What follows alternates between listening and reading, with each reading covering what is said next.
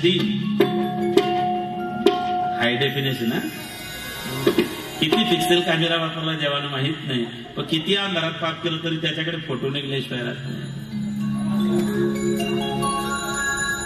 शेवटी आई गेली, बाबा गेले. गोकर्णाला वाटलं पुढचा नंबर आपलाच आहे. गोकर्ण निघून गेला तपश्चर्याला.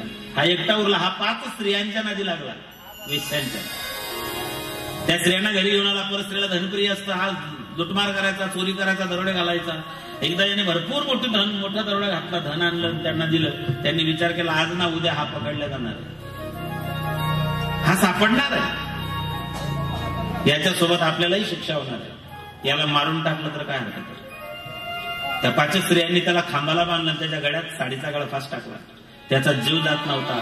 शास्त्र सांगतं अति पापी अति कामी माणूस त्याचा जीव लवकर जात नाही.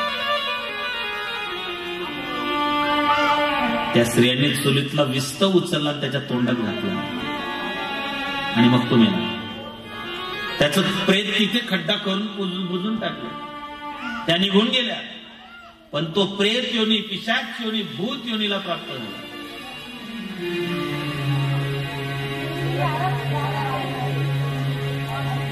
मरायचं प्रत्येकालाच आहे, जगायला आलं कोणी दे. मरण अटळ आहे, पण मरणाचे 4 प्रकार आहे. दैविक मरण, भौतिक मरण, अध्यात्म मरण, प्रत्यक्ष मरण. दैविक मरण जे लोक अपघाती मरतात, थायमेट खाऊन, एंडोसल्फान पिऊन, फास लावून, गाडी खाली, टेम्पो खाली, ट्रक खाली, पाण्यात बुडून, पेटून घेऊन जे लोक अपघाती मरतात त्यांना पिशाच योनी प्राप्त होते, असं धर्मशास्त्र सांगतं. जर माणसाने आत्महत्या केली तर माणसाला 65,000 वर्ष भटकत राहावं लागतं, त्याला मुक्ती मिळत नाही. जगात सगळ्या पापांना प्रायचित्त आहे, आत्महत्येला प्रायचित्त नाही. आत्महत्या म्हणजे परमात्म्याचा अपमान येतो. सध्या तर स्पर्धाच लागली.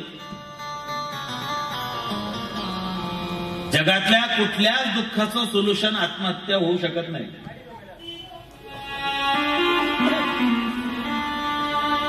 संसार जनित आहे, सोडवा. रस्ता आहे, चालत राहा. डोंगर आहे, चढा. गुफा आहे, मध्ये शिरा. गुंताडा आहे तर मग सोडवा. गीत येतं मग गा, संगीत येतं गुणगुणत राहा. जीवनाचे अनेक पैलू आहेत. कोणत्याही अँगलनं, कोणत्याही बाजूने बघा, जीवन फार सुंदर आहे. आत्महत्या त्याच्यावरती सोल्युशन नाहीये. याला भूत योनी, पिशाच योनी प्राप्त झाले. 12 वर्षानंतर गोकर्ण आपल्या गावी आला. आपल्या घरी त्याने मुक्काम केला. रात्रीचा दुसरा प्रहर सुरू झाला. चित्र विचित्र आवाज कानावरती येऊ लागले. अत्यंत भयानक, भ्यासूर, अत्यंत विचित्र आवाज कानावर येत आहे. मध्यरात्री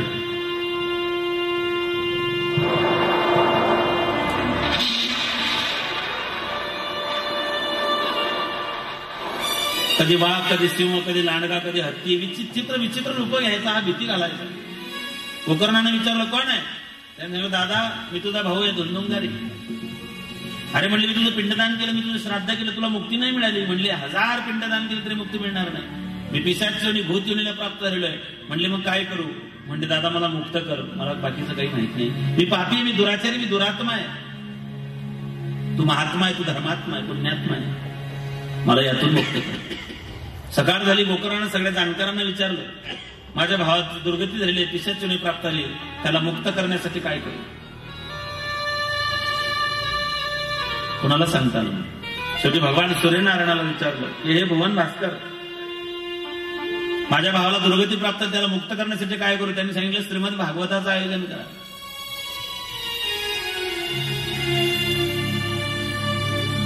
श्रीमद भागवताचं चिंतन करा. त्यावेळेस गोकर्णाने भागवताचं आयोजन केलं. पवित्र स्थान निवडलं. धर्ममंडपाची स्थापना केली. ग्रंथाचं आसन स्थापित केलं. परमात्म्याचं आसन स्थिरावलं. त्याला सुरुवात झाली. तिथे बाजूला 7 गाठीचा एक बांबू होता. तसं बांबूंचं वन होतं. पण ते पिशाच, ते भूत, ते प्रेत त्या 7 गाठीच्या बांबूमध्ये येऊन बसलं. पहिल्या दिवशीची कथा झाली, पहिली गाठ फुटली, दुसऱ्या दिवशी दुसरी गाठ, तिसऱ्या दिवशी तिसरी गाठ, 7व्या दिवशी 7ही गाठी फुटल्या आणि त्याच्यात तो दिव्य देह धारण करून ते पिशाच मुक्त झालं. गोपाल कृष्ण भगवान दिव्य देह धारण केला, हात जोडले त्या ठिकाणी गोकर्णाच्या समोर भरायला, दादा आज तुझ्यामुळे मला सद्गती मिळाली. त्याला घेण्याकरता विमानाला तो वैकुंठात निघून गेला.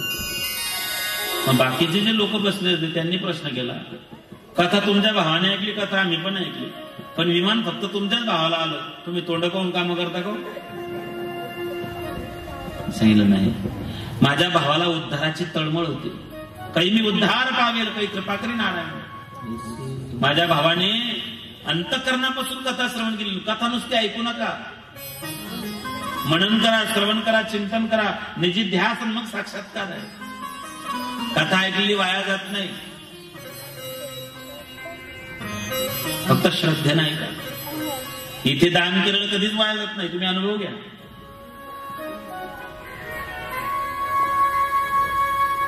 जमिनीत तुम्ही 1 दाणा पेरता तेव्हा जमीन हजारो दाणे देते. या धर्ममंडपात, या ज्ञान यज्ञात, या महायज्ञात जेव्हा तुम्ही दान करता ते दान अनंत पटीने वाढतं. धन की शुद्धी दान से होती, तन की शुद्धी स्नान से होती, मन की शुद्धी ध्यान से होती. धनाची शुद्धी दानाने होते. लक्ष्मी चिरकाल टिकावी असं वाटत आहे, दान करा. संपत्ती कायमस्वरूपी चिरकाल टिकावी असं वाटत, फक्त त्याच्यावर एकच सोल्युशन आहे, दान. ते अक्षय टिकत असतं.